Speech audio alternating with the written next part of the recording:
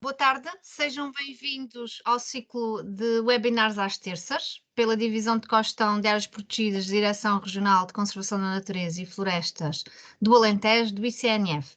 Informamos que estamos a gravar este webinar e pedimos a todos aqueles que confirmem se têm as suas câmaras desligadas, porque apesar de nós termos essa definição desativada, existem às vezes aqui alguns erros da parte do Teams e permitem aqui que as câmaras estejam ligadas sem os participantes se aperceberem. Portanto, no final da nossa apresentação teremos espaço para questões, como é habitual. E hoje a nossa sessão é dedicada aos locais de interesse geológico do Parque Natural da Serra de São Mamede. Contamos, por isso, com a presença da nossa convidada, Ana Paula da Ascensão. Ana Paula da Ascensão nasceu em Porto Alegre em 1975, terminou a licenciatura em Geologia pela Faculdade de Ciências e Tecnologia da Universidade de Coimbra em 2000. Em 2006, concluiu o mestrado pré-Bolonha em Geologia, Ensino das Ciências Naturais, pela mesma universidade, apresentando a tese sobre percursos geológicos no Parque Natural da Serra de São Mamede, um contributo para o ensino da geologia. É professora de Geologia e Biologia no ensino básico e secundário, tendo também lecionado como assistente convidada no Instituto Politécnico de Porto Alegre. Ana, pedia-lhe que ligasse a sua câmara. Pronto, já aqui estou. Bem-vinda, muito obrigada por ter aceito o nosso convite. Agradeço imenso o convite. Portanto, este trabalho que eu tenho desenvolvido tem sido um continuar da tese de mestrado e que tenho neste momento atualizado alguns dos locais de interesse geológico. Eu agradeço o vosso convite e tenho todo o gosto e todo o prazer em dar a conhecer alguns destes locais. Não todos, porque são imensos e cada vez mais, porque cada passeio no parque nós encontramos sempre uma rocha nova, um local novo a ser identificado, classificado, preservado. Eu vou partilhar a apresentação. Sim.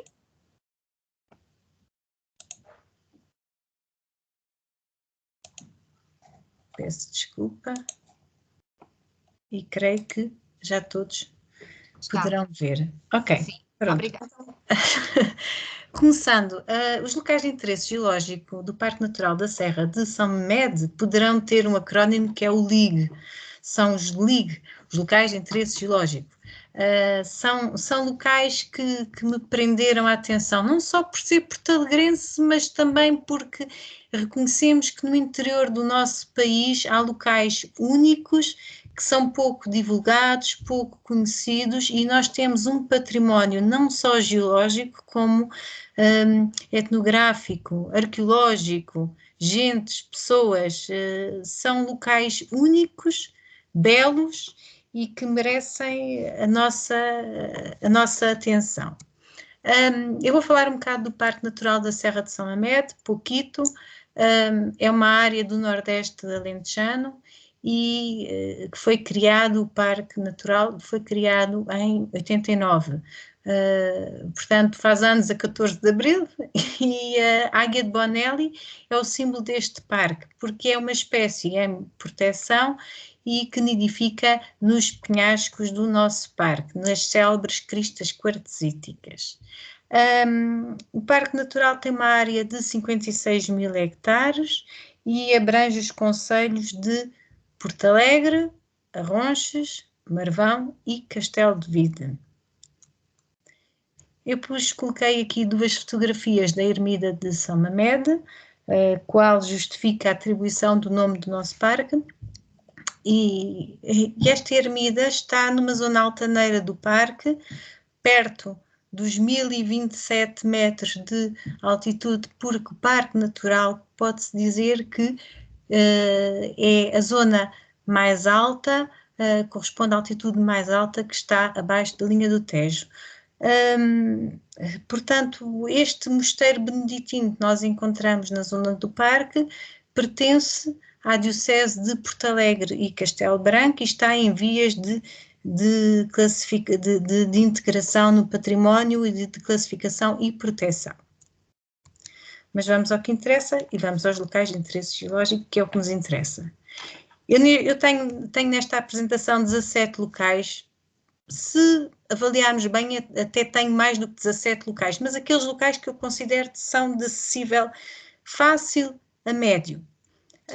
Como é que foram selecionados? Estes locais foram selecionados todos numa perspectiva didática de ensino, do ensino da geologia, que é a minha tarefa diária, ensinar a geologia, fazer compreender algo que por vezes é um bocado difícil a escala global, e num conceito de geoturismo sustentável, conhecermos sem danificarmos, conhecermos sem com isso perturbar as espécies que habitam nestes locais e mantendo o equilíbrio que é necessário nestes parques.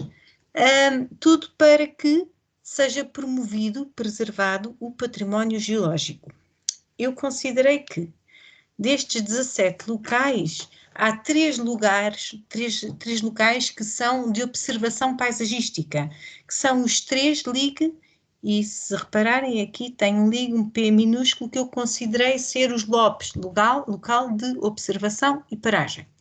Porque considero que sempre que nós vamos observar geologia, aspectos geológicos, nós temos que ir primeiro para um lugar altaneiro, fazer a observação de toda a paisagem e tentar perceber, fazer uma leitura da paisagem e depois, então, sim, vamos descer aos locais mais próximos. Depois considerei haver 11 locais de interesse geológico, são locais mais pequenos, são zonas que têm especificidades geológicas únicas, e depois também avaliei a existência de alguns lugares que têm aspecto arqueológico associado. Porquê o arqueológico?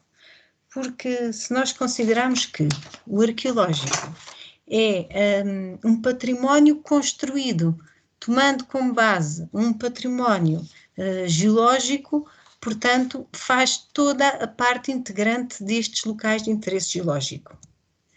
Eu tenho aqui um pequeno vídeo do Google Earth, com os locais que eu até agora inventariei e selecionei para verem multiplicidade de locais de interesse geológico, e vamos fazer uma pequena visita aos lugares que eu selecionei e que eu vos irei apresentar. A crista quartzítica de Marvão. Esta crista quartzítica, a vila de Marvão, assenta sobre uns penhascos de rochas de relevo residual de quartzitos. Iremos ver também os quartzitos do Miradouro da Penha, junto a Castelo de Vida, onde poderemos fazer uma observação de uma falha.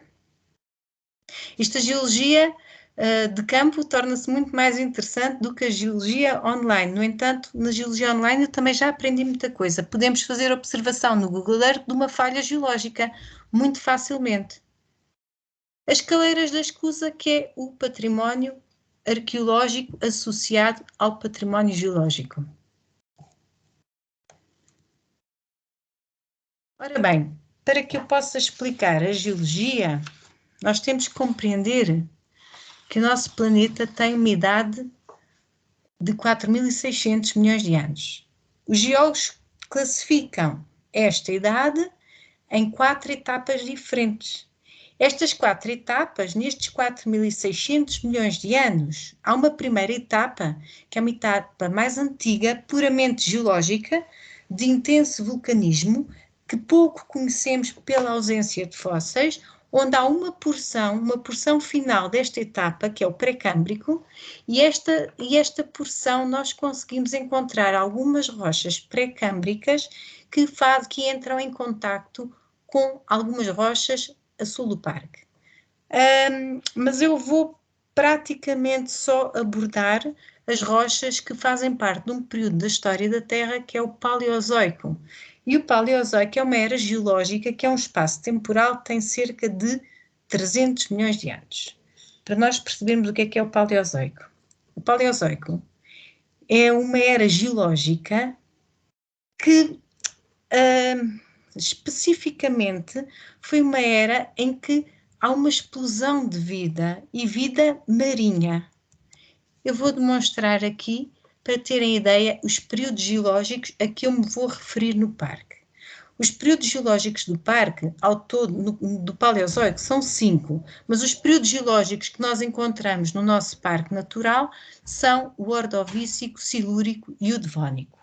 No Ordovícico nós poderemos encontrar, por exemplo, e é um período da história da Terra, onde nós encontramos algumas formas planctónicas de seres vivos, como sejam os graptolitos, e podem aparecer registro fóssil destes seres vivos nas rochas, nos cistos negros. Também poderemos encontrar trilobites, que são artrópodes, e estes artrópodes têm tinham um corpo segmentado em 3 partes, habitavam o fundo do mar, são animais marinhos, e cujas pistas de locomoção iriam criar uma forma, um rasto, que nós chamamos as crucianas, quando ficam registadas na rocha sob a forma de icnofósseis. Após o Ordovícico, nós temos um outro período do Paleozoico, que foi o Silúrico. E o Silúrico, do que é que marcou o Silúrico? O que marcou o Silúrico foi que surgiu nesta época surgem os peixes ósseos. Eu estou a referir-me aos acontecimentos mais importantes para ver se conseguimos situar o que é que sucedeu em cada período geológico. No Devónico, sucede-se o Devónico, e o Devónico é um período da história da Terra em que há uma regressão marinha, e o que é que sucede? Os seres vivos começam a conquistar um ambiente terrestre. Portanto, nós estamos a falar de uma evolução da vida, da história da Terra, muito antiga, e são estes 3 períodos geológicos os principais sobre os quais nós nos debruçamos no estudo destas rochas do Parque Natural da Serra de São Mamede. Estamos a falar de rochas muito antigas e para além da idade destas rochas, estamos a falar de um tempo em que os continentes não tinham a disposição que hoje em dia conseguimos encontrar no mapa, a mesma disposição. Só para vos mostrar, há 510 milhões de anos, se nós formos observar um mapa projetado de há 510 milhões de anos, o que nós vemos hoje em dia não é o que nós observamos no passado. Nós conseguimos observar aqui a Ibéria, e se nós repararmos na Ibéria só temos esta parte de terreno imerso. O continente africano está aqui a zona que está submersa e a zona imersa. O que é que nós verificamos? Nós temos mares a separar a Ibéria dos outros continentes. O que é que isto quer dizer? Quer dizer que existia um mar no passado e este mar desapareceu. E desapareceu porquê? Por causa da mobilidade dos continentes. Os continentes fazem parte de das placas litosféricas, e as placas litosféricas são nada mais, nada menos do que pedaços da litosfera que estão subdivididos e que estão interrelacionados uns com os outros, que estão em constante movimento. E este constante movimento que há entre estas placas tectónicas, estas placas litosféricas, é que projeta a construção dos continentes. Portanto, iremos dizer que todos os pontos que nós temos no mapa atual são pontos que no passado tiveram latitudes e longitudes diferentes e poderiam até estar num fundo oceânico e não estar numa superfície terrestre, numa zona continental. Pronto, o que é que eu quero dizer com isto? Que na história da Terra eu tenho aqui projetado um espaço de 230 milhões de anos em que nós verificamos que a Ibéria, este mar que existia, desapareceu, fechou. E fechou porquê? Fechou porque houve este movimento das placas litosféricas. Acabou com a formação de uma pangeia, de um continente único. Como é que nós vamos explicar no mapa geológico no nosso parque? Eu tenho aqui uma carta geológica projetada sobre os limites do Parque Natural. E se nós repararmos, uma das rochas que caracteriza o nosso parque são os quartzitos. E os quartzitos, observados à superfície, são estas rochas, com este aspecto verde, estão alinhadas em 3 bandas paralelas.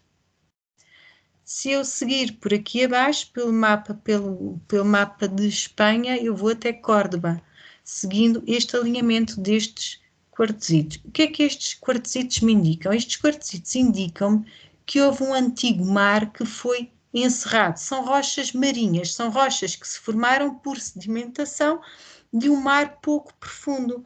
O que é que sucede? Estas rochas se aparecem à superfície numa estrutura continental, isto quer dizer que houve um mar que desapareceu. E nós temos aqui nada mais, nada menos do que uma cicatrização e uma prova da construção da Pangeia. Por esta razão, estas rochas, quando nós observamos, são tão importantes. Elas só provam que houve mobilidade. Estas rochas fazem parte e comprovam também a construção de uma cadeia orogénica muito importante, a cadeia orogénica hercínica, e é uma portanto, dos grandes alvos de estudo e de compreensão de toda a dinâmica e tectónica da parte da geologia. Eu coloquei aqui as rochas que encontramos no nosso parque por ordem de idades. Coloquei as mais antigas, os ortogneises, que são estas rosas, e seguindo-se no ordovícico inferior, as rochas, os quartzitos. Se nós repararmos, estas rochas mais antigas estão no centro de rochas mais recentes, logo nós vamos dizer que temos aqui um anticlinal. Caso contrário, temos entre as cristas, que nós observamos, entre as cristas de Marvão e de Castelo de Vide. No caso contrário, porquê? Porque no seio destas cristas quartzíticas, no centro encontramos rochas mais recentes, que é uma das raras manchas do Devónico em Portugal. Eu vou passar a explicar. Nós encontramos aqui uma formação de São Mamede, que é constituída por xistos e arenites, e aqui, mesmo no centro, encontramos calcários dolomíticos. Ora bem, passando mesmo aos locais de interesse geológico, que é o que nos interessa e é sobre os quais eu vim aqui falar. Eu, neste momento, não sei, para uma posterior publicação, comecei a elaborar algumas fichas de classificação de alguns locais de interesse geológico. Não as tenho todas ainda construídas, tenho os lugares já mais ou menos definidos, e vou aqui referir aqueles que me importam e que são mais importantes e que qualquer pessoa pode facilmente parar o carro e visitar. Um dos locais que eu considerei mais importantes foi a crista quartzítica de Marvão. Porquê? Neste momento, a crista quartzítica de Marvão é nada mais, nada menos do que um conjunto de quartzitos sobre os quais se ergue a fortificação de Marvão, e nesta ficha eu tenho uns aspectos gerais, culturais, uma introdução histórica e uma parte de uma introdução geológica. Nesta introdução geológica, o que é que eu explico? Eu explico que esta crista quartzítica, que se prolonga, e se nós deixarmos o castelo nas nossas costas, nós conseguimos observar a continuação deste prolongamento desta crista quartzítica aqui na fronteira de Espanha e por Espanha adentro, seguindo alinhado, parecendo autênticas muralhas, autênticas fortificações. São muralhas naturais e são muralhas de rochas quartzíticas. Portanto, as tais rochas que eu digo que são rochas de fundo de mar que surgem à superfície, são rochas metamórficas, arenitos metamorfizados e que nos indicam que houve ali nada mais, nada menos do que o fecho de um oceano. Este local de interesse geológico, neste momento, foi avaliado nacionalmente como sendo um geossítio. E é um geossítio porque a categoria de geossítio foi avaliada pelo património, pelo grupo do património geológico, e por ser um relevo residual e também importante para a drenagem fluvial no maciço ibérico português. Tenho aqui a crista quartzítica que podem observar uma vista aérea, onde nós vemos perfeitamente o alinhamento da crista quartzítica, e se nós repararmos junto ao castelo, nós reparamos que todas as rochas inclinam todas para o mesmo lado. Parece que estas bancadas estão deitadas sempre todas na mesma direção, ou seja, elas vão me indicar o movimento da compressão. Eu pus aqui a carta geológica, temos aqui Marvão, de onde estamos a fazer esta observação das esparoeiras, que é a crista do prolongamento que nós conseguimos observar de longe, que é o prolongamento da crista quartzítica na zona da fronteira com Espanha, que está aqui, as esparoeiras. Seguidamente, saímos de Marvão e podemos ir a Castelo de Vide. Então, em Castelo de Vide, subimos à ermida da Senhora da Penha, em Castelo de Vide, é uma que está assente sobre uma crista quartzítica. E qual é a importância desta crista quartzítica? Esta crista quartzítica tem uma falha geológica, ou seja, nós vemos que esta crista quartzítica está desligada. Na observação da carta geológica, notamos perfeitamente o desligamento da crista quartzítica. Muitas das vezes, quando eu fazia visitas a esta zona, e até com alunos ou outras pessoas, a dúvida deles as pessoas sabem, têm conhecimento que há ali uma falha geológica, mas não percebem como é que se vê a falha geológica.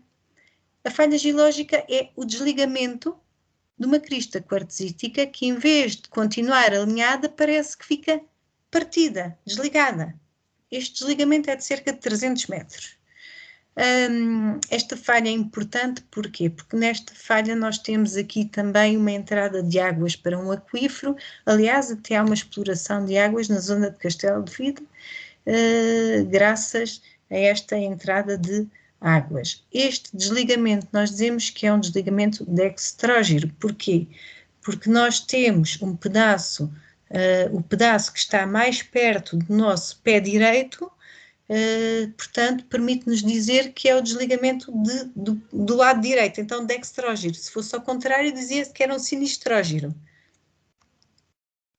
Depois de fazer estas visitas às duas cristas quartzíticas, vamos localizá-las nas antenas, que é o ponto mais alto da Serra de São Mamede, que são 1027 metros de altitude. E neste alto de São Mamede, que os portalegrenses conhecem perfeitamente como sendo a zona das antenas, porque tem antenas, naquela zona, antenas de comunicação, nós podemos observar Marvão e Castelo de Vide. A crista das Carreiras, onde nós fizemos a visita anterior, que são cristas quartzíticas, cujas camadas pendem nesta direção e estas nesta direção. Por baixo destas cristas quartzíticas vamos encontrar rochas mais recentes, que são os xistos, e mesmo aqui no centro vamos encontrar calcários, que são rochas ainda mais recentes. Portanto, temos aqui um sinclinal. Então, vamos visitar estas rochas mais recentes, esta zona de calcários. Estes calcários estão situados numa zona mais plana, entre as cristas de Marvão e crista de Castelo de Vide, e sucedem por aí fora até Porto da Espada. Eu neste momento, portanto, este local de interesse geológico é muito importante, também foi um dos motivos da criação do parque. E qual é o seu interesse? Nós temos aqui calcários que são dolomíticos. O que é que eu quero dizer com um calcário dolomítico? É um calcário que é muito rico em magnésio, tem uma elevada percentagem de magnésio.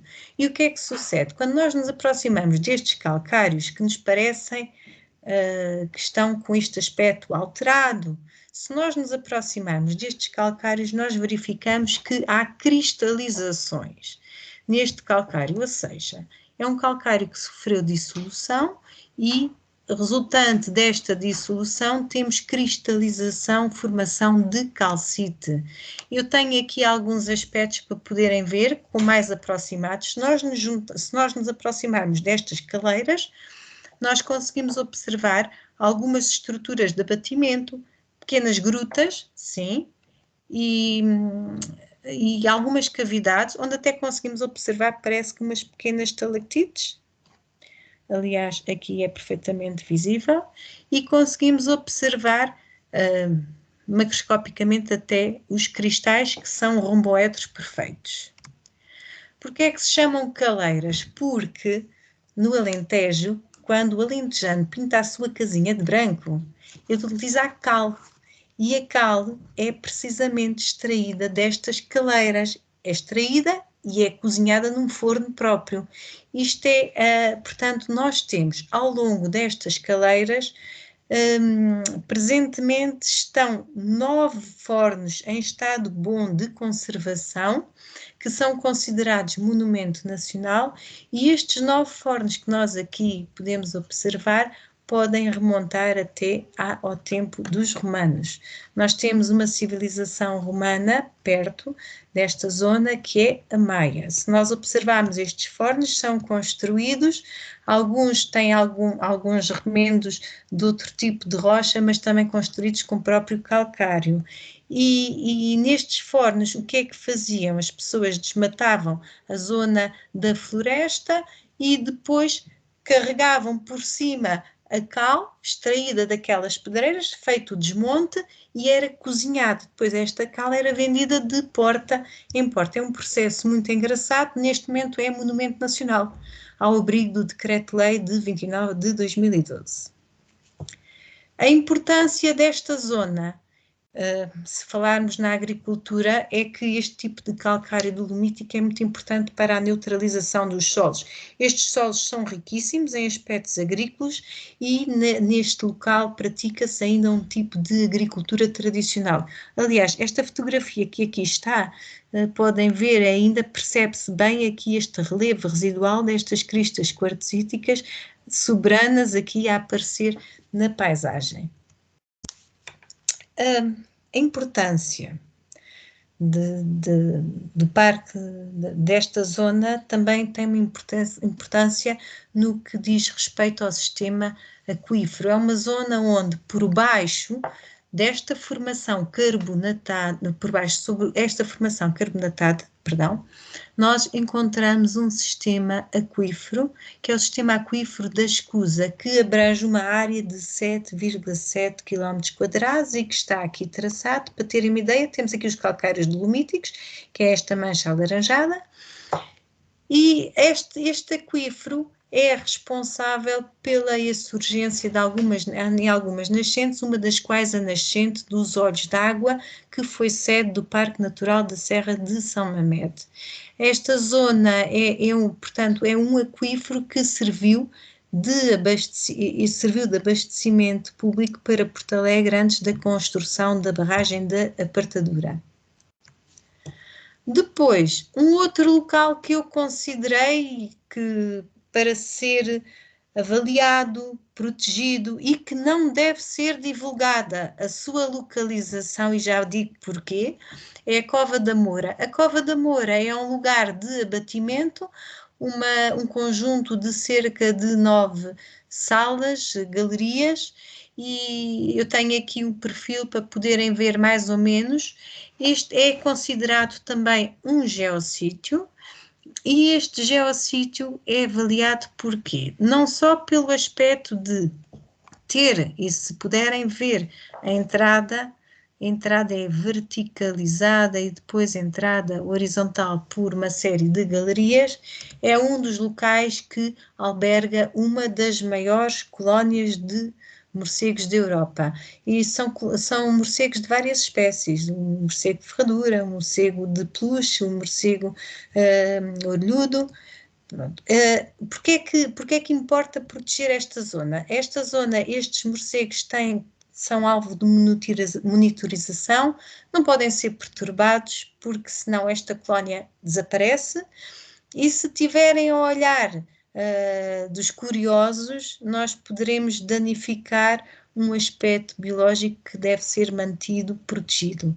A entrada para esta gruta é numa propriedade privada, é restrita, e esta gruta surgiu, pensa-se que por um abatimento estrutural desta formação que eu anteriormente falei, esta formação carbonatada, apesar de haver aqui uma zona que se indica que a zona terá sido já trabalhada e cortada pelo homem para um acesso mais fácil. Encontraram já aqui artefatos do tempo da civilização romana, na segunda sala, na primeira sala, salvo erro, e até artefatos da segunda idade do ferro.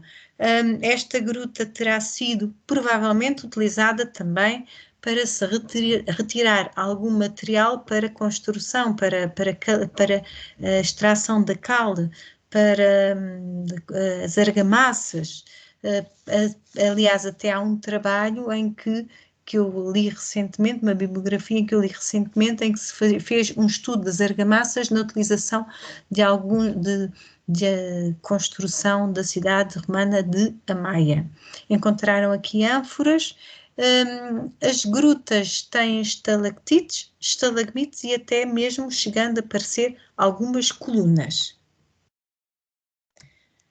Para terminar, se nós no prolongamento desta formação carbonatada, considerei que era importante também abordar um outro local que na altura, em abril de 2013, surgiu no noticiário como um buraco que tinha aparecido numa propriedade na zona de Marvão. Ora bem, este buraco é um algar, é uma estrutura de colapso. Nós vemos aqui as argilas escorrendo. E sucedeu porquê?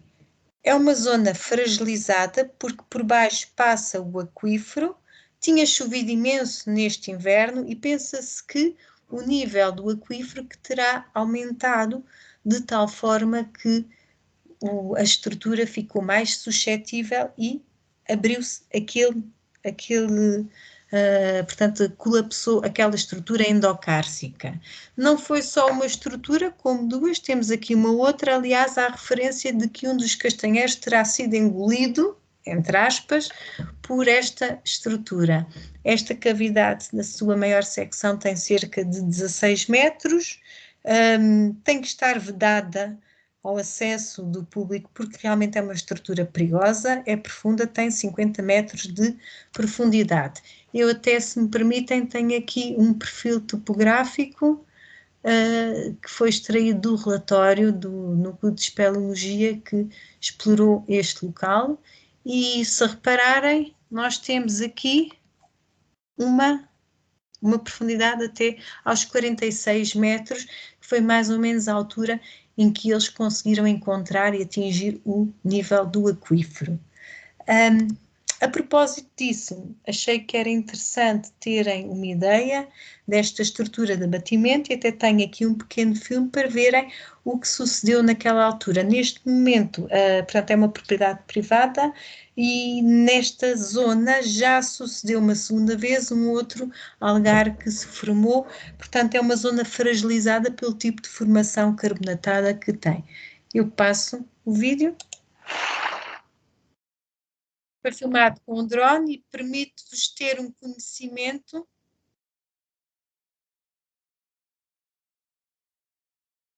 desta zona.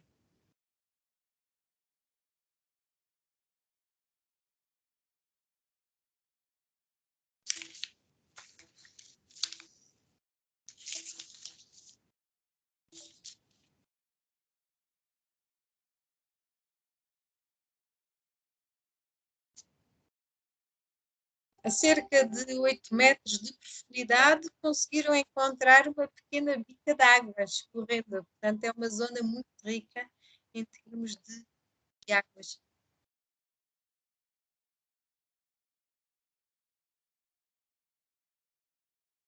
Esta é a estrutura maior, forma de 8.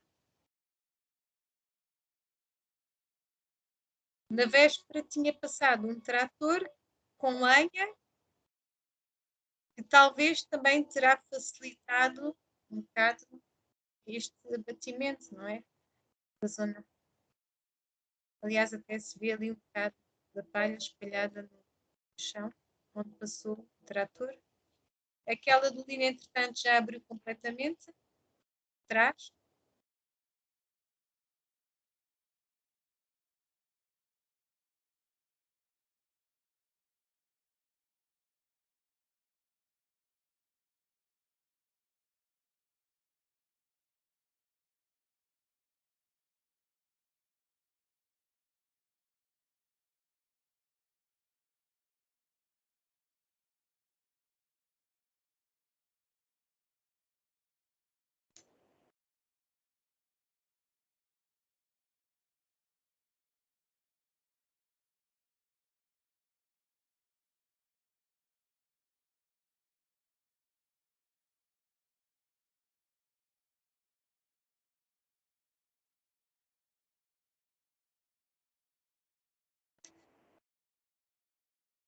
temos aqui uma pedreira que foi uma pedreira que foi utilizada para desmonte, para a construção da barragem da Apertadura, e ali perto está um pequeno forno também de cal.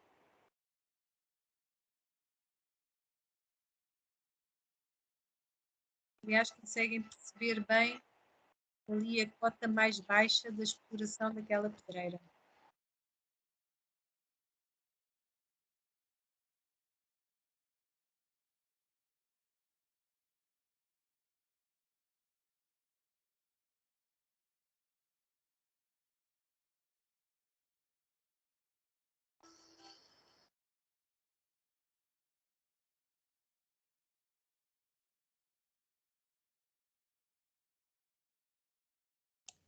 Pronto.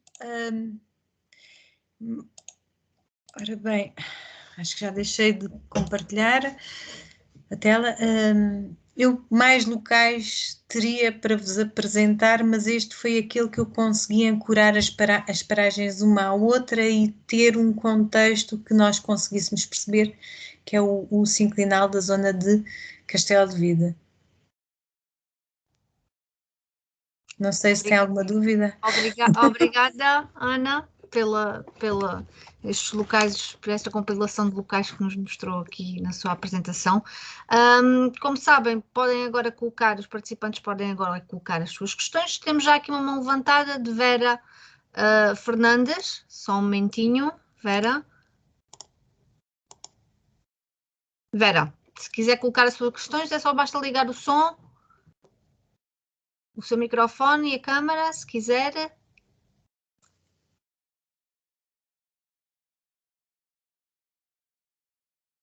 Vera está-nos a ouvir, entretanto, já demos permissão para ligar o som, se quiser, a sua câmara.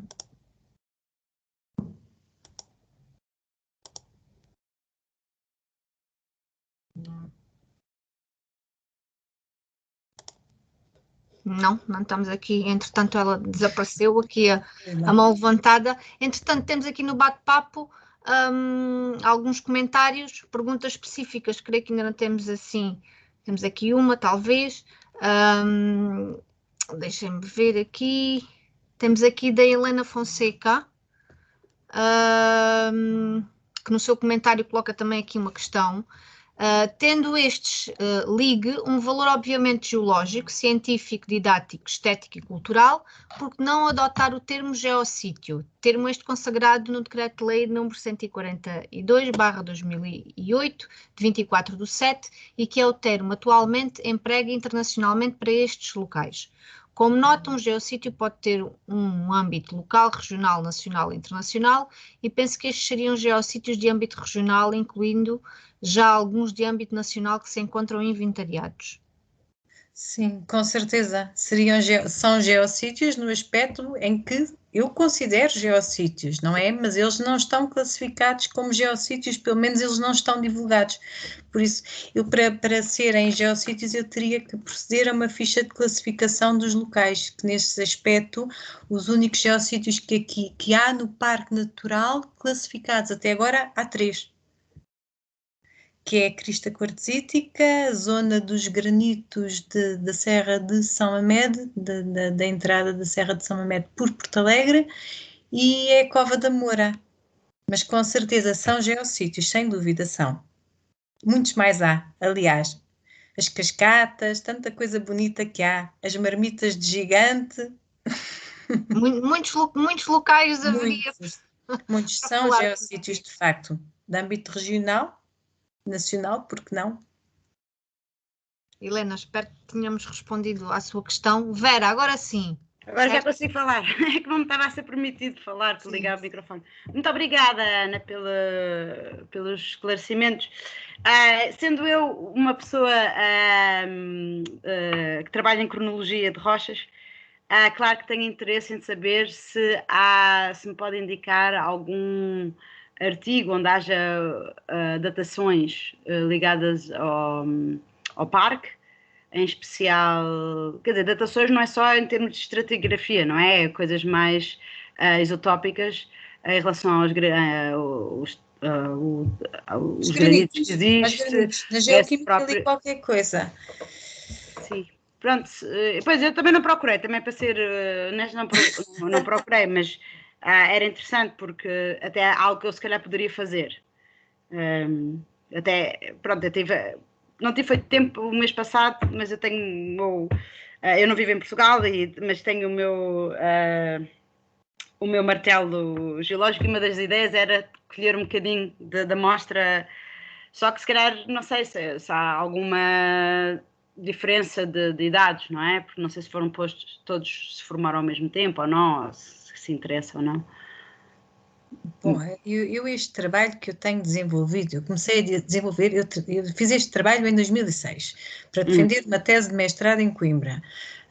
Depois deixei durante um tempo o trabalho de parte. Entretanto, ia com a história do confinamento, e porque houve um colega meu que me lançou um reto, tinha visto consultado a tese de mestrado, achou que os locais de interesse geológico deveriam de ser divulgados por algumas palestras que tenho dado, algumas visitas que tenho feito ao local.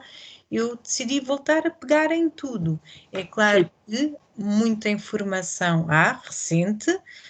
Estou num processo de leitura de nova bibliografia. Em relação à parte da geoquímica, eu posso dizer que já li qualquer coisa sobre os granitos da parte da geoquímica do Nordeste alentejano. Há qualquer coisa já. Confesso que não parei ainda muito sobre isso. Tá bem. Entretanto, foquei-me só ali num ponto, e foi mesmo na parte dos quartzitos que eu me foquei, porque acho extremamente interessante, porque desde miúda eu sempre me fez impressão ver aqueles penedos altos, imponentes, e perceber quando às vezes íamos passear a Espanha e continuar, o carro seguia e eles parece que nos acompanhavam. Portanto, é mais a minha onda, a minha praia. Sim, mas eu se calhar podia-lhe dar, por exemplo, o meu contacto, não sei como, porque é uma coisa que eu gostava de fazer, na realidade, era fazer a datação desses. Poder fazer tanto. Eu normalmente trabalho em argon, mas depois tenho colegas que fazem outros tipos, e acho que poderíamos fazer uma coisa qualquer. No sentido, eu amo essa região, eu tenho uma casa entre na Beirém e Santo António, por isso. Pois, na zona dos granitos. Exato, é mesmo. Eu chamo. E pronto, é mesmo. Há essa parte, mas pronto, não sei se há alguma diferença dos dois lados, e mesmo em relação. Na parte dos granitos, temos granitos pré-hercínicos e pós-hercínicos, não é? Exato. Temos ali a modelação toda da estruturação da orogenia hercínica. Mesmo as falhas geológicas denunciam toda esta orogenia. Sim, mas pronto, para não chatear muito o resto das pessoas, eu não sei como é que eu posso passar o meu e-mail assim. Vera, já deixámos aqui o e-mail da Ana. Se lhe quiserem enviar um e-mail, está no chat. No chat. No bate-papo. Sim, espera aí. Já se encontra. Está aqui, já vem. Ok, já tá, podem trocar e-mails. Obrigada. Nós deixamos aí também os contactos da Ana para eventuais contactos que considerem importantes nesta área. Sim, eu já lhe mando o meu e-mail, e fica também com o meu telefone, isso, e depois podemos falar um pouco mais. Já agora, só por interesse, com quem é que fez o seu mestrado? Com o professor Gama Pereira. E com o professor doutor Gama Pereira e com a professora doutora Celeste Romualdo Gomes, que entretanto faleceu, e tenho um... sério? Ok, é que eu estive em Coimbra entre 2003 e meados de 2007, por isso que ainda nos cruzamos. Não, eu terminei em 2000. Mas como falou em 2006, tinha feito mestrado em 2006. Terminei a licenciatura em 2000, mestrado em 2006. Pois é, isso que eu estou a falar. Em 2006 eu estava em Coimbra. Sim. Está bem. Então já têm os vossos contactos, podem eventualmente... Está bem, podemos continuar, blá, blá, blá. Obrigada. Prazer. José, temos aqui, José, se quiser, José Janela. Se quiser ligar o som. Boa tarde. E a câmara. José, que me convidou, que entrou em contato comigo para vir falar convosco. que lhe agradeço imenso. Nada. Gostei muito da apresentação, parabéns. Tinha uma pergunta a fazer em relação a como é que se poderia fazer a divulgação desses locais. Se seria mais prático fazer um guia para o público em geral? Que modos é que seriam mais eficazes também para dar a conhecer estes locais, para também se preservarem melhor e para se perceber também todo o funcionamento do ecossistema da Serra?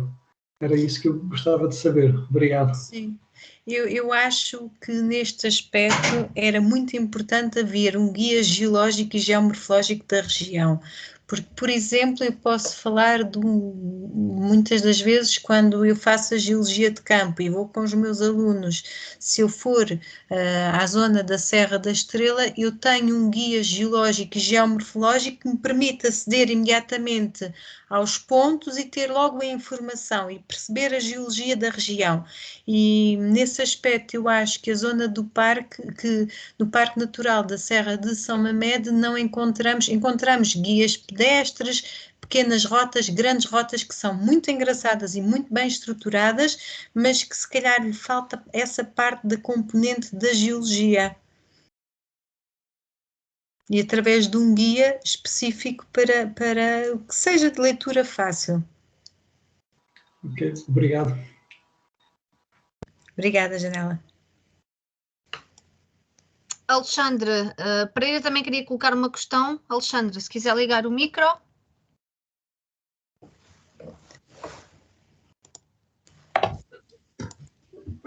Olá, boa tarde.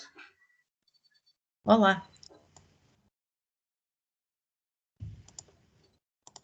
Estamos a ouvi-lo, Alexandre. Estou a tentar ligar a câmera, mas não consigo. Pronto, não há problema. Eu referi aí que já visitei, portanto, a zona do geológico também é interessante e a nível arqueológico tem coisas interessantes. Nós também temos aqui as pinturas rupestres, temos vários fenómenos geológicos, como foi demonstrado nessa belíssima apresentação. E apesar do parque ser de 1989,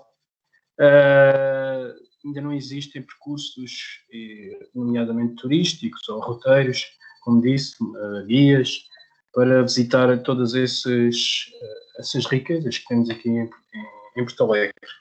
E eu gostava de saber, pronto, o que é preciso fazer, se há alguma parceria com alguma universidade, se é alguma parceria com alguma instituição turística ou alguma instituição de ensino, para tentar que as pessoas conhecessem melhor toda esta riqueza geológica que nós temos aqui à volta de Porto Alegre e que nos outros sítios, mesmo não sendo classificados, já existe um grande desenvolvimento nesse sentido, não é?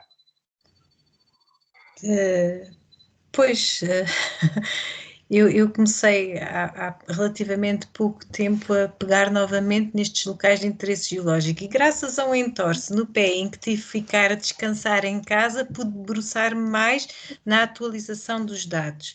Posso dizer que tenho pensado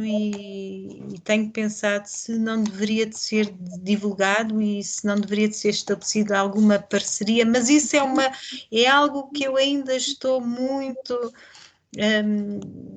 recente, mas com certeza acho que sim, que devia de ser estabelecida alguma parceria e que devia de ser divulgado. Eu acho que sim. Acho que sim. Houve uma altura que não achei, que não considerei que nós deveríamos divulgar por proteção da zona, porque posso lhe dizer uma coisa. Uma das coisas que mais me chocou foi que durante o confinamento o Parque Natural encheu-se de visitantes. Acho muito bem que as pessoas visitem o Parque Natural. No entanto, nós sabemos que quando há um excesso de visitantes, toda a perturbação que pode trazer ao sistema em si. E tenho um bocado, às vezes, deste receio. No entanto, Peço desculpa de interromper. Por isso era mais aconselhável fazer, portanto, esses guias e esses roteiros para condicionar as pessoas, ou pelo menos regular de uma forma mais criteriosa. Com certeza, e acho que sim, estou de acordo consigo. E por esse aspecto acho que sim, o mais correto é estabelecer o percurso e integrar, não sei, nas rotas, mas realmente classificar, porque tal como diz, eu tenho muito a geologia vincada à arqueologia, porque também tenho as pinturas rupestres. Há locais que sei que existem e que não os vou divulgar por proteção, mas há outros que com certeza que não têm qualquer tipo de problema. Sim, com certeza. Pronto, era só isso, até porque nós temos também uma riqueza, como disse há pouco, de fósseis, não é? Em rochas. Nós no nosso parque temos poucos fósseis, encontramos muito pouco registro fóssil. O que nos dá algum problema, não é? Na datação, na atribuição de datas, mas temos muito poucos fósseis. Há alguns locais, temos as crucianas nas cristas quartzíticas, há registros de haver trilobites deformadas numa zona do parque, também há, mas pequenos fósseis, mas poucos. Muito bem. Obrigado, então, pela excelente apresentação. Muito obrigada. Que daqui para o futuro haja então estes roteiros disponíveis para não só os portalegrenses, mas todos os visitantes conhecerem. Muito obrigada. Obrigada. Posso adicionar uma coisa? Eu acho que também, em relação a esta conversa, eu acho que com o tempo se pode educar, instruir as pessoas como tomarem conta do património natural, e não é o fechar que eles vão aprender. Está sempre a dar na cabeça, a dar da cabeça. Da mesma forma que há uns anos toda a gente estava a comprar bimbis, que era a melhor coisa, aprenderam isso, agora também podem aprender outras coisas, não é? É a mesma coisa, pode sempre aprender coisas novas, não se pode fechar e não ensinar. Por isso tem que haver sempre esse trabalho de ensinamento. Se calhar ao início abre-se só um bocadinho e depois abre-se mais e vai-se... Quer dizer, já tendo visitado tantos outros parques naturais em várias partes do mundo, acho que não se pode fechar, tem ser que educar, até porque é preciso educar para toda a situação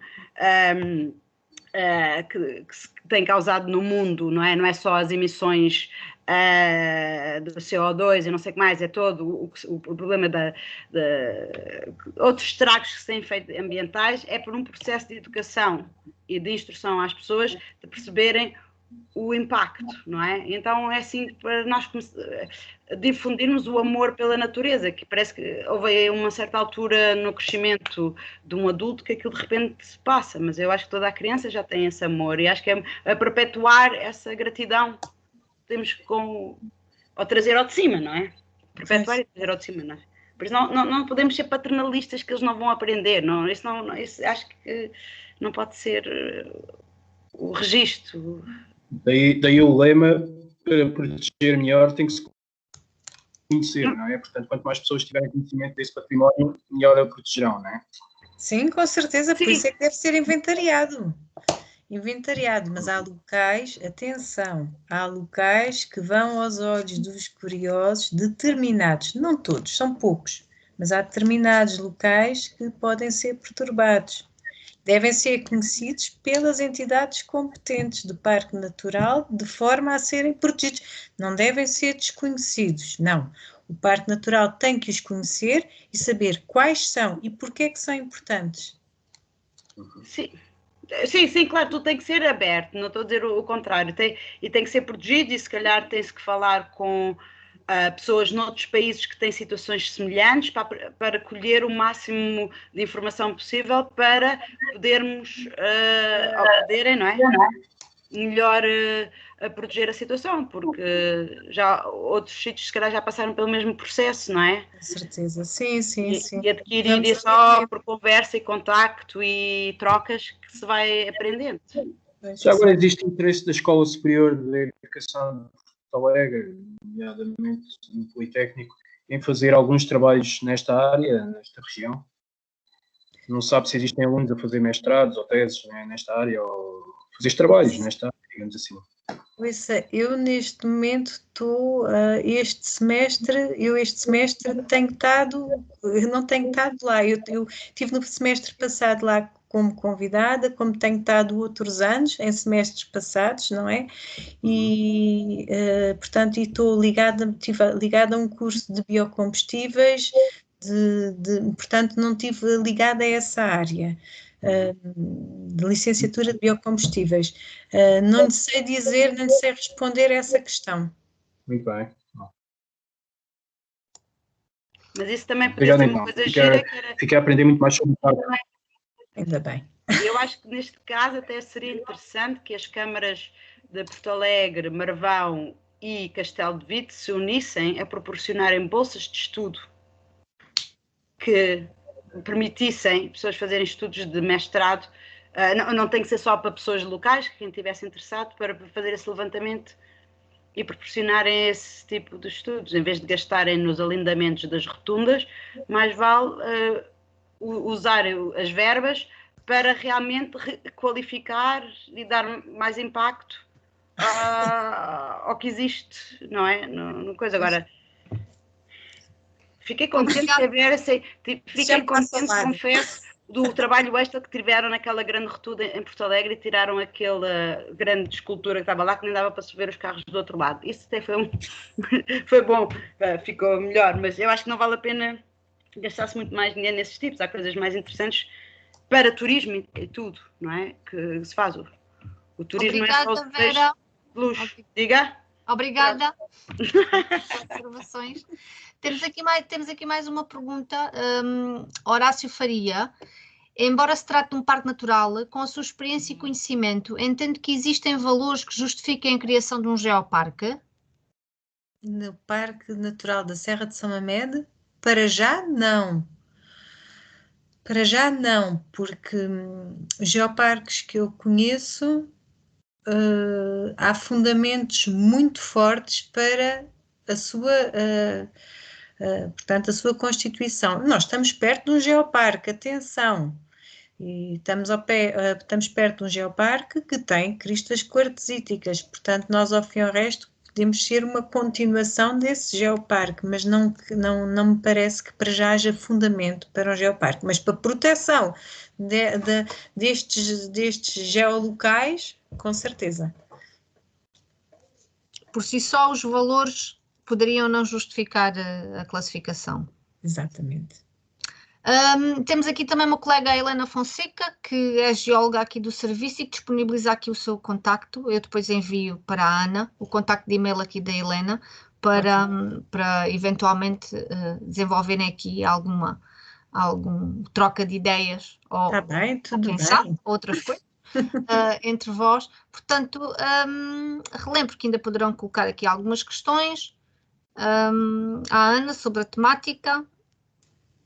Estejam à vontade. Já agora relembro aqui a Carla Caroça do seguinte: nós normalmente nem sempre nos webinars às terças, nem sempre disponibilizamos as apresentações, porque nem sempre nos é possível, porque os oradores nem sempre disponibilizam as apresentações, dado o conteúdo às vezes que está contido nelas. De qualquer das formas, nós disponibilizamos sempre o link das apresentações, o link da sessão, o link de acesso ao YouTube, onde poderão na ausência das apresentações, retirar as vossas notas e as informações que necessitam.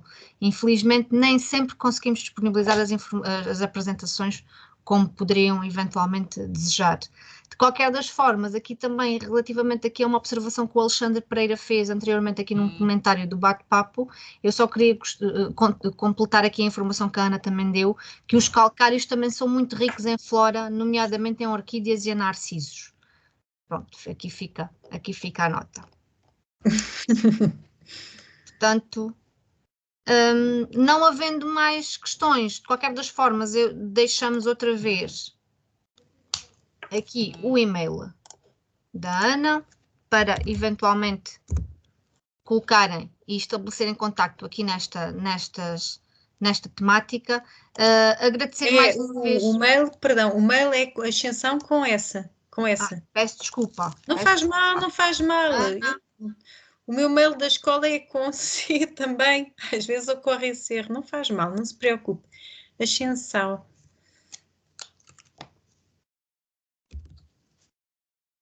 Ok, então já aqui está corrigido, creio eu. Ana, confirme lá se é isto. Ana Paixão, exatamente. Peço Muito bem. desculpa. Não faz mal. Aqui fica, é peço para desculpa aos nós. participantes que já estava aí e estava com erro. A Vera também já o deve ter tirado com erro. Portanto, agradecer mais uma vez, Ana, a sua disponibilidade e a sua participação e partilha de conhecimentos. Foram lançadas aqui alguns reptos, quem sabe no âmbito da cogestão possam ser aqui agarrados, nomeadamente a questão do guia, que é bastante pertinente. Já temos aqui algumas empresas a trabalhar, aqui também o Alexandre também fez esse comentário, já temos aqui algumas empresas no território a trabalhar alguns recursos do próprio Parque Natural. Algumas delas até já são nossas aderentes na marca natural.pt. Portanto, agradecemos mais uma vez, Ana, a sua disponibilidade, agradecemos a participação de todos, nomeadamente aqui nesta parte mais aberta final de debate e das questões, e lembramos que para a semana teremos outro webinar, como já é hábito, e que desta vez a temática será dedicada à recuperação da fauna selvagem, e que em breve iremos dar notas de como poderão fazer a inscrição. Muito obrigada a todos. Obrigada. Muito obrigada mais uma vez, Ana, pela participação. Muito obrigada. E até breve. Foi todo muito obrigada. Obrigada.